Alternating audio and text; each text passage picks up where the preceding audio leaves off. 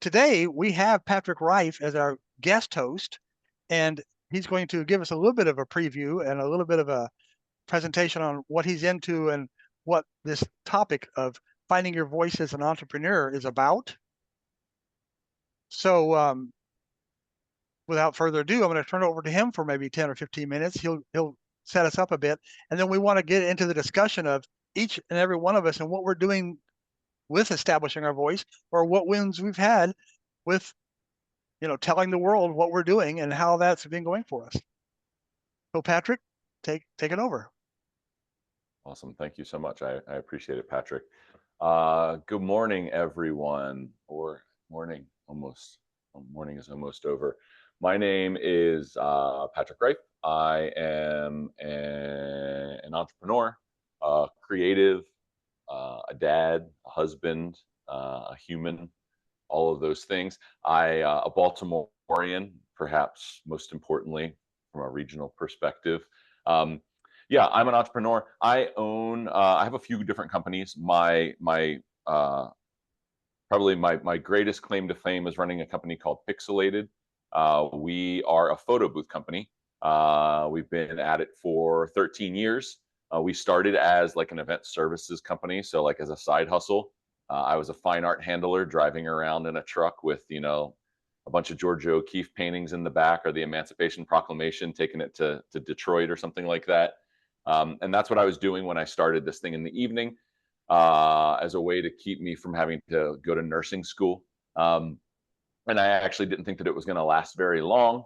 My ultimate goal, so like, I am a musician. That's been my lifelong thing. And my ultimate goal when I started Pixelated was to buy myself 2 years to write the record that would change my trajectory. Spoiler alert, didn't happen with the record, but it turns out that I'm pretty good at being an entrepreneur, and also terrible at being an entrepreneur. But I think anybody that wears that hat understands exactly what I'm talking about. And it took me a long time to come to a place of levity, because I think I saw myself becoming an entrepreneur at that specific fulcrum. But after kind of getting into it, I realized that I've been a dyed-in-the-wool entrepreneur my entire life. I had a grandfather who was a Polish jack of all trades dude that did everything himself and had tons of businesses and was constantly doing that stuff. And I was constantly helping him, under the workbench in the sawdust, or under the car trying to, get the catalytic converter to unrust so we could flip it out. So, it's baked into my DNA. So it's a little surprise to me now looking back that it's something that really resonates with me, and that I'm good with, because I've always been a self-starter. Even when I was a musician, like, I was the one writing the songs, I was the one organizing everyone to come and do the things. Like when I was a DirecTV employee, I was hawking, like the old satellite dishes on eBay to send them to like places that needed more satellite dishes. Like, it's always kind of been there. So um, that being said, I'm thrilled to be here talking today. In addition to being an entrepreneur that runs my own companies, I'm a huge advocate for entrepreneurial endeavors. I have built some different organizations here in Baltimore over the years. I used to run I don't know, I guess a group, a community called Startup Soiree. And what Startup Soiree was a kind of for founders, by founders monthly meetup that we held.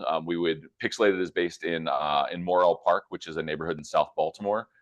We held them all here for the whole first year, and then for the second year, we traveled them around to make them more accessible. I'm a huge believer in accessibility. I'm a huge believer in entrepreneurship as a way to change cultural norms that don't serve us. And I really strongly believe that the majority of the people that make up the city of Baltimore deserve a far better chance at getting their ideas out there than they're currently getting. So a lot of what I do is motivated by that. Today, I'm here specifically to kind of talk about, I know that like the topic is, like scaling your voice or whatever. I can't even remember what we called it. But what it's really about is it's about founder-led storytelling, right? And this is something that I I've always done at times effortlessly when I'm not looking at what I'm trying to do it intentionally, right? And then when I've been trying to do it intentionally, I've done it terribly, because it's this weird thing where when we're doing it right and we're exuding who we are, it takes nothing to do it right. We're just like falling right in line. And then as soon as we're like, I need to do this to accomplish this goal, we're like, shit, we're the worst at it ever, because all of a sudden we close down that channel that is just speaking from our hearts, right? And instead we start getting into like, what is the call to action, and like what is all the alignment, and you start overthinking all this stuff. And like, none of us should be at fault. Like, don't feel bad about that, because it's the world that we're in, right? Like, you're on LinkedIn watching people boast about being amazing and all this stuff while you wither inside being like, what's wrong with me? Why am I not great? So the last year or so, I had wanted to, I've wanted to write about my experiences for a really long time. And I've built a website and deleted it 3 times, and this past year I kind of like decided that I wasn't going to do that anymore. And it was for a few different reasons. One, because, and I didn't want to write just like, this is how you do like an A/B test, or like, this is how you set up a MailChimp campaign. I wanted to really speak to entrepreneurs that are sitting at the fulcrum of building businesses, but also building businesses that serves them. Because like, I have built businesses before where I've ended up inside of this thing where I'm like, I hate it. Like, I hate this thing and I'm stuck inside of it and it doesn't serve me. And my best qualities are not present in this thing that I'm building. And I think that is it's an Iron Maiden for us, right? Like, there's nothing worse than wanting to be a creator and build amazing things and find yourself down the end of a road, and there's no aspiration left in you, right? You just kind of feel stuck. So I really wanted to write about that space because I think it's valuable. And so like, that was goal one. Goal two was that I love nurturing entrepreneurs. I love working with them, both young and old. I love getting a chance. And Patrick, I was saying this to you before. I love getting a chance to sit across from entrepreneurs and have them vent and not be able to figure out what it is, and then to be able to kind of repeat back to them what they've just said to me, but maybe saying it in a way where, like, like it shifts the prism just like a little tiny bit. And if you hit my LinkedIn today and you guys see this video where I say this exact analogy, know that it's my analogy of 2024. So I apologize, but like, the ability to say something back to someone and to shift the prism just enough where like, it wasn't refracting light, right? And all of a sudden for them, it's a mirror ball. Like, you've said it in just the right way that it really breaks it open for them, and all of a sudden they feel it. I don't know what that is. I don't know how to productize that, but that's part of my pursuit this year, is really like just throwing my insights against the wall and understanding how it resonates, because it fills my cup up. Like, when I get to do that for other people is the best day of my life. Like, those are the moments that I really love. And that is the kind of thing that I'm trying to build my next chapter alongside of. And then last and most definitely not least, and I think that probably every single person in this room today understands this, but I'm super tired of launching a new business and having to go back to the well and start all over again when it comes to the attention graph. Oh, sorry, please go ahead. Oh, hello? MW. Can you hear me?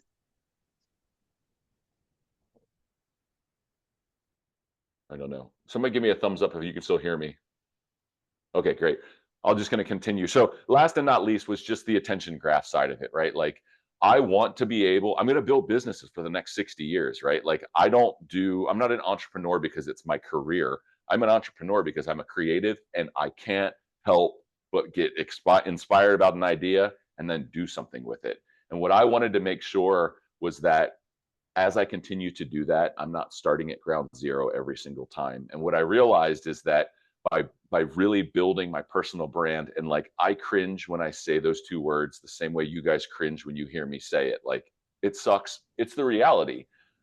If I do that right, that means that people start to respect me and look to me for the ideas that I bring to market. And that way, when I say, oh, I built a photo booth company, or when I come in, I say, oh, I'm building a branding and marketing agency because I really love helping people do it. They pay attention because I have a track record of credibility of building things, right? So this year I kind of just drew a line in the sand and I said, I'm going to start doing this no matter how cringe it is, right? No matter how much I know, the people that have known me for 10 years are watching some of this stuff and they're like, what? Who does he think he is all of a sudden, right? But like, those people aren't reaching across the aisle to check in on me, right? So like, why am I going to allow the perception of how they're thinking about me hold me back? And the reality is as I've done this, like, are there people doing that? Sure. Who knows? They're not DMing me to be like, I hate you and I'm like judging you from a distance. But what is happening is I'm getting text messages from people that I've known for a long time. I'm getting DMs, I'm getting LinkedIn messages, I'm getting Twitter messages, I'm getting people reply to my emails that are literally saying, this is exactly what I needed this morning, right? That are saying, like, I read your email, like a woman at my pool. I'm telling her, like, oh, I write this newsletter, and I'm like being real candid. I'm like, it's super vulnerable, blah, blah, blah. And she goes, oh, like, I've been reading it from the very first one. And like, it's, like she's going to pick her words and she goes, it's extremely inspiring, right? And like in that moment to be like telling somebody about a problem you're having about this thing, not even realizing that they're aware of it. And then they say like, what you're doing it means something to me. Like that's where it's at. So that's my intro. Patrick, I hope that I've done a sufficient job. I talk too much in general and I'm trying to be concise here. Well, that was a great intro, Patrick. I appreciate it. What came to mind for me is a lot of stuff in alignment with what you said, overlap with what you said. I was a professional musician for my first entrepreneurial venture. My friends and I at the University of Texas at Austin started a record company in Austin in the days when Willie Whalen and the Boys and all that country music poured in there and is still there today. And we were doing records of funk and jazz and everything but country. But the place was growing so fast that we were able to, have a lot of fun building a record company, making albums, making singles, distributing throughout the region and so forth. Long story short, we made more music than money, but we had a way to party through college. So this worked for us. Yeah. And I've been an entrepreneur ever since. But what I was going to say is, yes, in my entrepreneurial ventures, I found myself painting myself into a corner in such a way that too many things still depend on me having to do something or other about something. And of course, as I matured a little further, I began to realize, well, I had failed to properly properly delegate, properly get the right person. Steve Jobs is famous for saying, you got to really be sure who you're hiring. And he was so strong on hiring the right exact person to do the very next job needed to expand the company. And my experience over the last few years here in the Maryland ecosystem has been attending events like this, college events, groups like this, public, private, and so forth, and discovering that the pinnacle story that I hear from successful founders is storytelling, just what you started off with. And as you were saying that, I was looking at the people in the boxes here and realizing that we're all having wins, thinking about the time that, that's it. But if I could actually tell the story that had inspired me to build the business I'm now building, right? And have people listen to it, especially have the right people listen to it, perhaps they're going to pick up the ball and run with it further. Perhaps it's going to help me get into faster, better scaling. This is like the big motivation. And so, yes, I'm like you. I want to figure out how can I get into better storytelling and then build my business from there. Because there's one of founders' major roles right there is to get that story out in all the directions it needs to go. Well, now, see, you got me going. Oh, I want to turn it over to anybody else. Take over from me because I'll just babble on. Patrick, you bring up, Patrick, you bring up something that is near and dear to my heart, and that I am now incredibly sensitive to, as in my role as an entrepreneur in residence and also a professor of management, leadership, and communication, and that is that we founders will typically walk into presenting our company based on a formula. And that formula is laid out in a set of slides. And that we feel that we have to follow those slides to the letter in order to check all the boxes in order to get somebody interested in us. And as I've been, building my ability to communicate better, I've realized that the most successful pitches, the most successful presentations to groups of people, the most powerful stories that can be told is just that. It's telling a very, very compelling story, that starts with why you and why now. But that if you stop and think about it, everything that we as entrepreneurs do is based in psychology and human behavior. And that the better that you understand some of the principles behind psychology and human behavior and the way that impacts how you tell a story, it will form a great foundation for you being able to make that story even stronger and more powerful.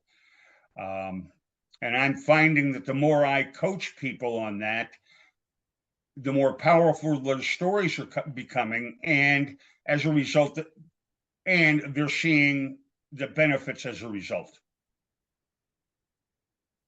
Yeah, that makes sense.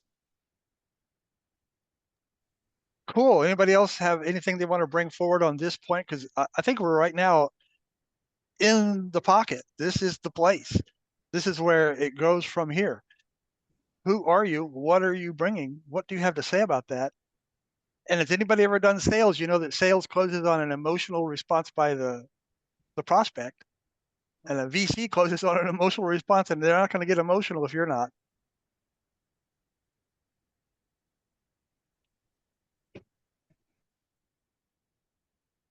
Well, I'll say a few things. I've never been to one of these meetings before, so I'm not really sure,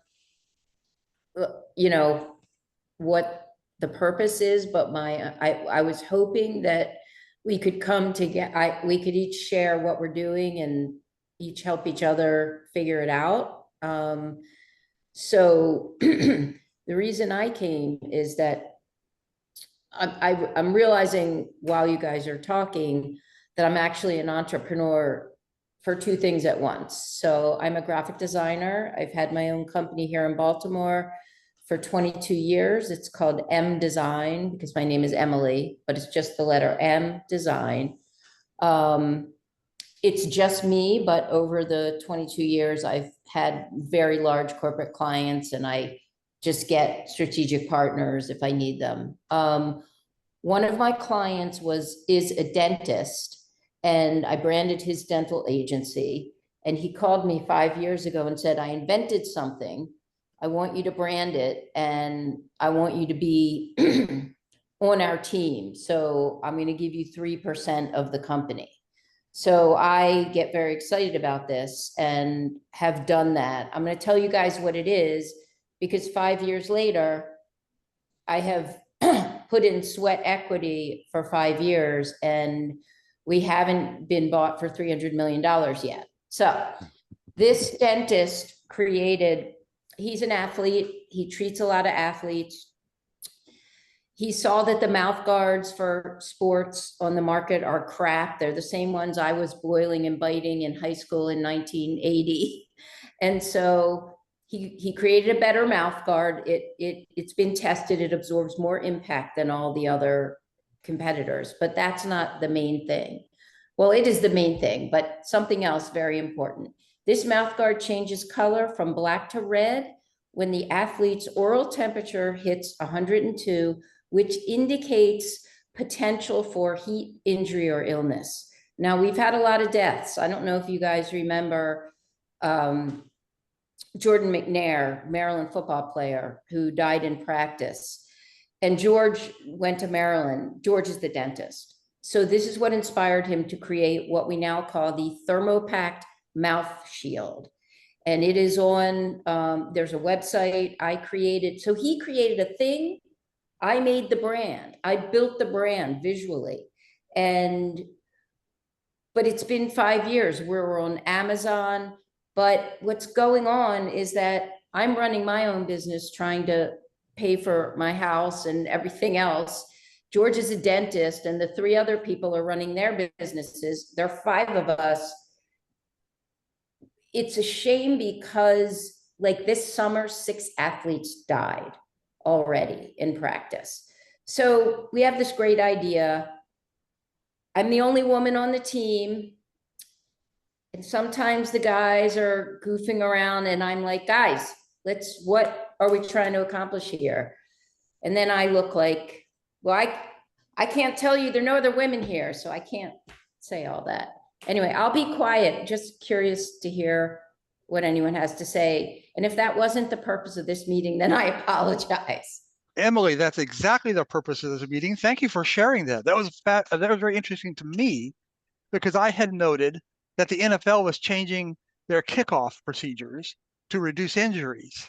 And it struck me that as you're taking that product further into the market, if you could just find the 1 or 2 movers or shakers behind the NFL having made that change, you would find people worth connecting with to push that mouth guard through in the same momentum. I will tell you that over the past 5 years, here's a typical thing that happens. We all get on the call and George goes, hey, my buddy was standing at practice with his son's dad, who's number 2 at Under Armour, and we gave him one. And everybody gets all excited and we think, you know, I'm going, okay, what is 3% of 300 million? You know, but nothing, but it hasn't, I really thought we had a thing here and it was going to go and I was just going to, but it hasn't. And I don't know, it's just weird. Now I also, look, I'm going to be honest, like, I'm not proud of this, but my contract said that I would work for a year for 3%, you know, for 3%, and that's sweat equity, and that 3 months after a year or something about 3 months, then I shouldn't work anymore without getting paid. I've worked for 5 years without getting paid because I'm part of the team. I'm an athlete. I'm a team player. I'm 62 years old. I was brought up like, if you're in, you're in. And I do believe in it.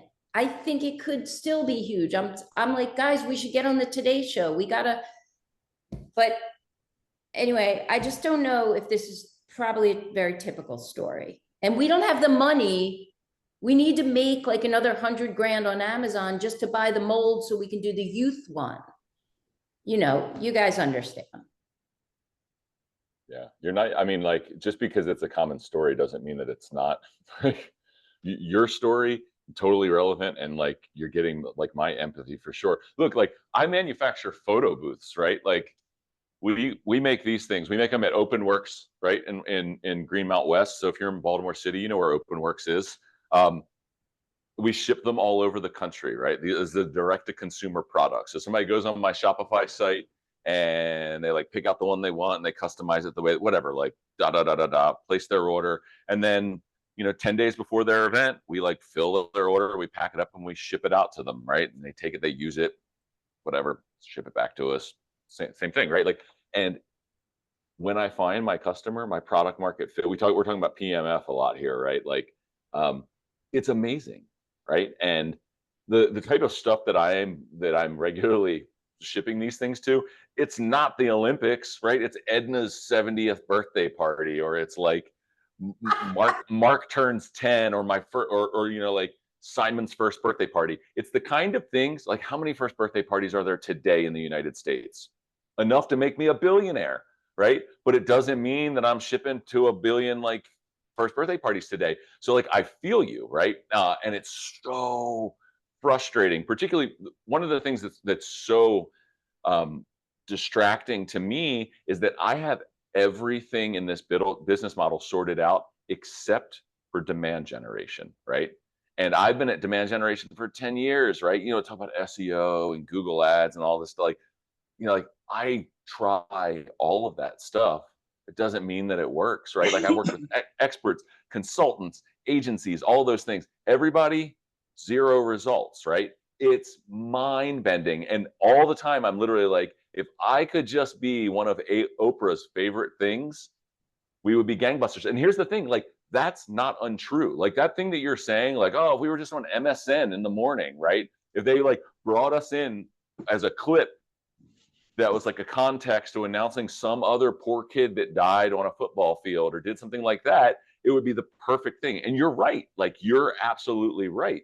But the problem is, like, we can't wish that thing to just come to fruition. It takes our integrity and our aspiration. And I think that that's like, clearly you've hit a button here, right? Like, that's a huge part of, for me, being like, I'm figuring out this founder story better, right? Because at the same time, like, if I had a platform where I could say this, right? If I had a platform where I could talk about when we went and put one of these kiosks on tour with Lady Antebellum to solve their meet and greet problems and got it from 37 minutes down to 13 minutes, captured an email address with every photo taken, was able to sell that photo opportunity to Levi Strauss to bring them in more revenue, right? Like, all of these things we could do, like, I'm pretty sure that like the shopping cart would ring more readily, right? But I haven't spent time doing that. I've spent the last 10 years trying to find all the little things that we need to shoot at to figure it out. And what I've found is that, like,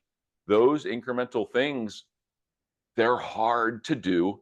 And when you're doing it with a small team and you're doing it under funding, by the time you get through the execution of that, like, they change the algorithm on you, right? Or the season has changed and it's no longer football season. You're like, oh, we got all of our ducks in a row, but like, it's swim season now and they don't wear mouth guards. So I feel you, Emily. Like, good for you. You got to find your environment. Like, if there's any advice I would say is, like, you showed up to the right place, and like, find all of these opportunities where you're going to get empathy in the space, because things that you're going to say, they're going to resonate with people that are in the room. And like, maybe they're going to give you something tactical and you're going to deploy it and it's going to work. And maybe they're just going to give you the support that you need in that moment to say, like, take a beat, like, it's okay, but like, also get back to it. Because, like, whether this thing is inflected or not, you've been running a company for 20 years and that's amazing, and people say that to me all the time. They're like, you've been running Pixelated for 13 years, like, that's a win. And I'm like, doesn't feel like a win to me at all. Like, I feel like I'm losing every single day. But it's an eye of the beholder thing. Yeah, the other thing that just occurred to me, I mean, after 22 years, this particular year, my business is, and I think it has to do with AI. Everyone's a designer now.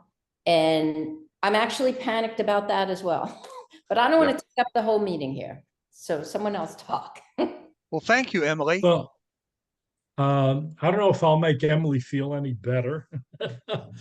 And I apologize to those who know part of this story, but I did teach entrepreneurship for about 9 years in New Jersey before I relocated to Maryland. And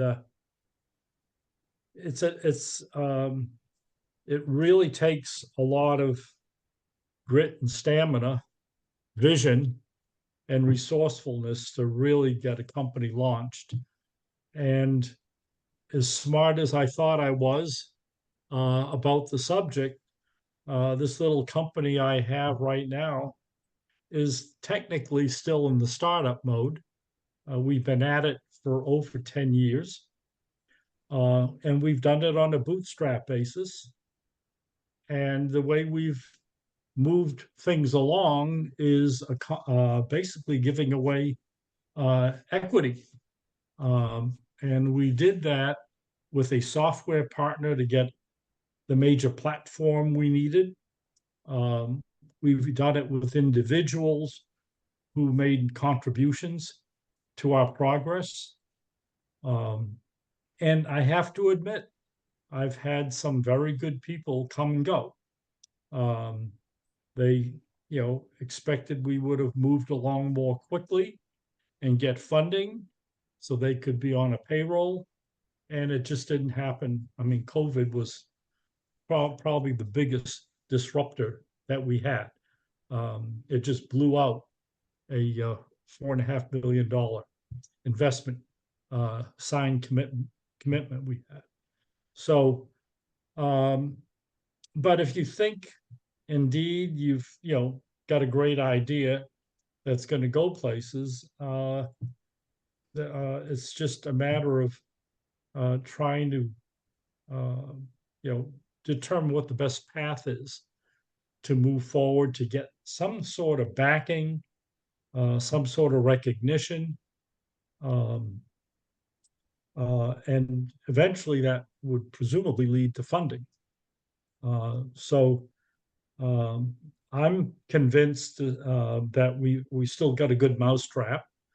And as I said when we were all jumping on this call, the greatest form of flattery is imitation. And there was a company pitching just yesterday to do about, I'd say, 10% of the market we're chasing and about 80% of the capability we have.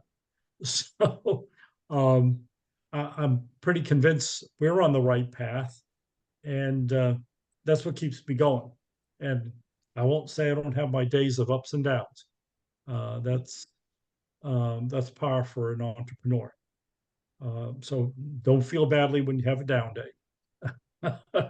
Go get a breath of fresh air, a glass of cold water, and say, all right, what haven't I thought of doing yet that I've already done? And just this week, I contacted the head of the American Diabetes Association, and he said, "Yeah," he said, "if you can, with your mousetrap, do something about diabetes," he said, "we ought to figure out how to get you into our program." So now I'm trying to put together a little simple proposal that captures his attention, doesn't bore him with a 5-page email, which unfortunately is an engineer's style like I am, and try and encourage him to engage a little further and see if we can convert that into some sort of a commitment. But the progress we've made has been the basis of my applying for a variety of potential grants. And one of them was a deployment in a rural area of Virginia. And I said, it's a long shot, but I took it, and we got the phase 2 review. So I think had I had everything in the market already, I probably would have won that. So I think just keep digging for those opportunities. Yeah. Emily, couple questions. As it stands right now, who have you been targeting as your perfect customer, quote unquote? Well, we started out thinking that like the 40-year-old mom with 3 kids, was our customer, the parents basically, because look, the kids in youth in general. So maybe not the littlest kids because we don't have the youth model yet.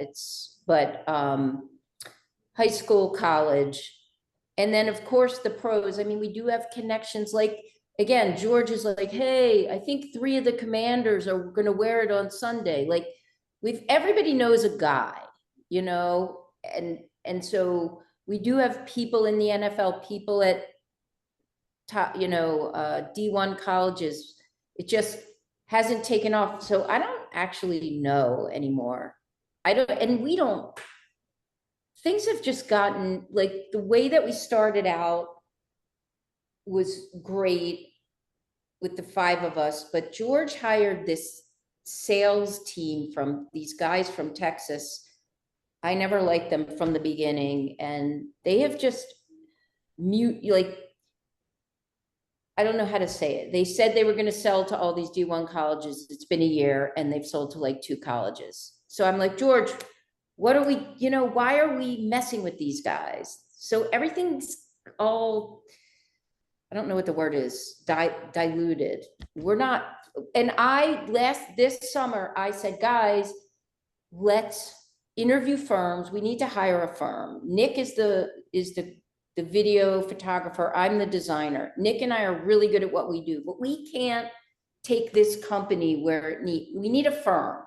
And let's stop messing around with the sales guys in Texas and get a firm. So we interviewed 2 firms, but then, then like life happened and George's son, he's fine, but something happened and George is like, I'm out for the summer. It's just, I don't even know. But you Emily, I guys should feel for check you. it out. I'll put it in the chat and you should check it out because as George likes to say, I make us look like $1 million company. I mean, we look like we're real. Where do you guys sell from? I think you said Amazon. Or our website. Okay, and from like a percentage split, where do the majority of the sales come? Website or Amazon? Or is it a 50-50? Well, Amazon, we only just got on Amazon like last week. Okay. And there have been, obviously during the pandemic, we had problem getting the materials. We only have like 1,000. We don't have 100,000 of them sitting somewhere. Yeah. And then it's like, do we buy our own machine to make the mold, or do we buy the mold, or all this stuff production that I'm not really involved in? Yeah, that's interesting. I mean, I think that there's, again, I'm probably bringing a lot of the same stuff that drives me crazy that I hear from other people when I tell them about Pixelated, and I'm like, here's the problem. Like, I'm like this old bum on the corner, like begging for a quarter. I'm like, I'm asking for advice, and then they give it, and I'm like, I hate your advice. Like I tried all your advice, and they're like, well, but have you tried it with a fresh breath of air? And I'm like, I can't even breathe. But that being said, like I think the same thing is absolutely true, right? Like it's a problem of perspective that's happening right now, and that isn't a dig on you or your team. Like you guys can't help the fatigue that you have acquired from having taken your at bats. Like you're human. Like that's just practical. Like I'm a parent, like I move kids to soccer practice 7 days a week. And my oldest now is on a team that makes me drive him to Hagerstown for a game on Sunday sometime, right? Like there's only so much time. He's 12.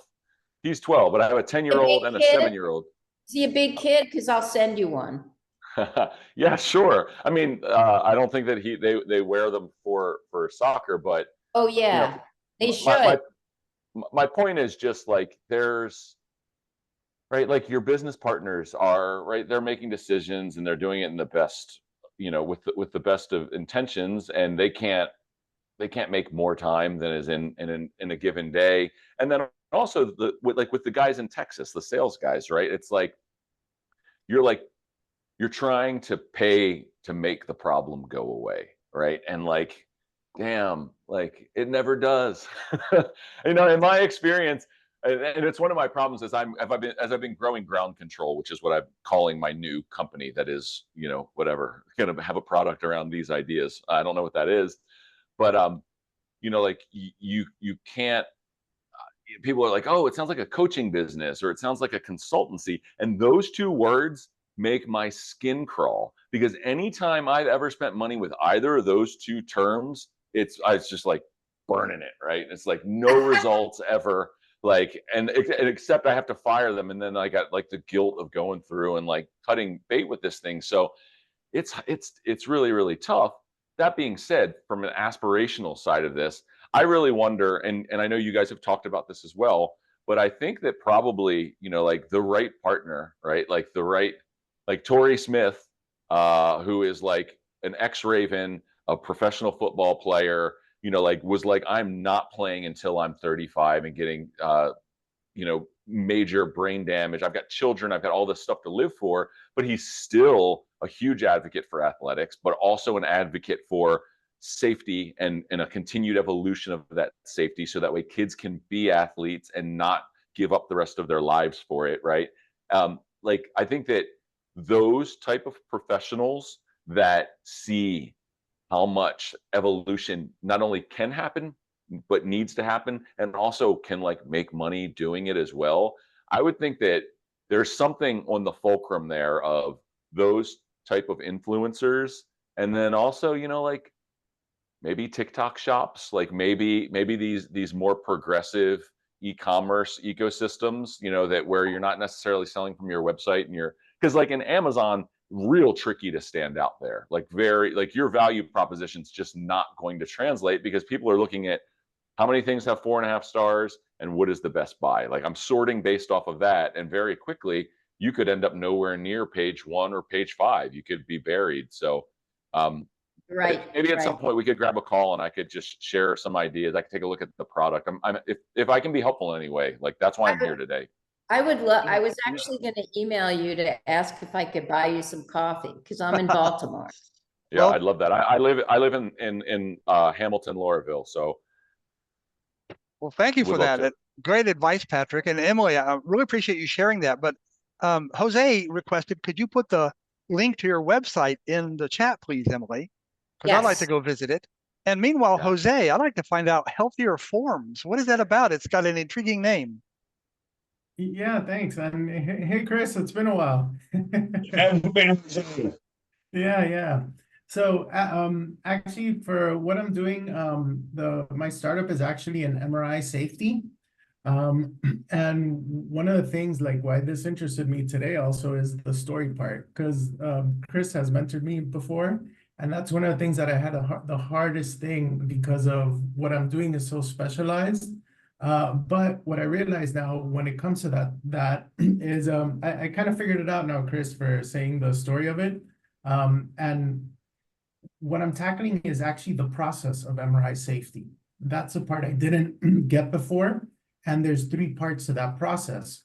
So my initial idea was only solving one part of it. So that's why I had such a hard time explaining it. So now the idea has actually evolved, and the software, so of tackling the entire process, but I'm starting with part 1. So, and right now where I'm at is getting the software built. So I should have it done maybe in like a month or so. So then that's what interested me in this also, which is because now I will have to start like to go online more, and to be able to say like the story, or like the whole story of this in a more compelling and shorter way when I talk to people. So yeah. Is That's this great. a company that's already been started, or is this venture already going, or is it just beginning? I'm just starting off right now. So yeah, this is the first time I've gone through this, because I'm a licensed nuclear medicine and MRI technologist. I've worked in the field for over 15 years. So this is the first time I do something like entrepreneurially. So yeah, it's just starting, and I'll have the software, the first part done soon for like to demo, and then as an MVP to start selling soon. So do you have a company name and a brand and an identity and a logo and all that stuff? Not all that yet. So actually, I was gonna contact you, Emily, after. I'm happy to, I'm not trying to get business. I'm saying I'm happy to advise you if you need advice on that kind of thing. Thank you, I appreciate it. And it's something I was gonna say also. I have a friend of mine that works for a Ravens player to like, I wanted to contact you anyways, because maybe I might be able to help you out with that, with what you're doing, and put you in touch with them. So Thank you, guys. I'm so glad I joined. It's great. I have all my men now helping me. Well, we're almost running out of time, but speaking of marketing and such, Stephanie, are you with us?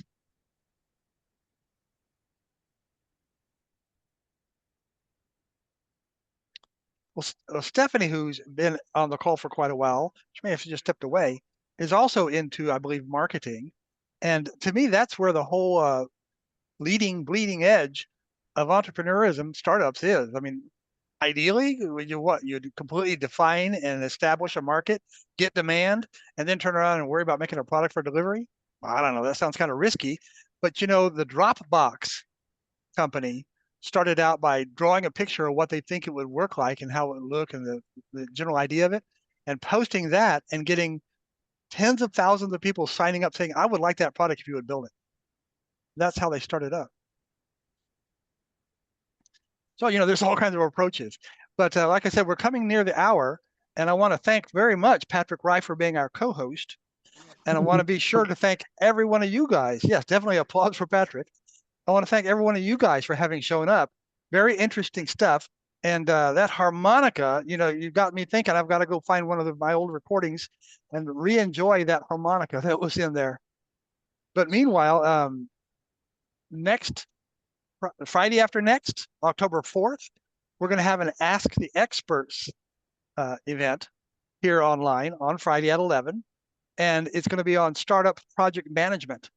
So here we all are. If you've got a project that you think is not going well, let's review the basics of product management, especially in the world of a startup where there's so much chaos and pivot and uncertainty. How do you keep the classic steps of a project running? Like maybe in the corporate world, it's all laid out nice and neat. But in a startup, give me a break. I've been there, done that many times. So I want to invite every one of you guys to attend that. Look for it in your email. Look for it on our website. And it's been great. Chris, you want to say anything? Thank you, everybody, for attending. We've enjoyed it. We hope that you got something out of it, and we hope that you will continue to be part of the community.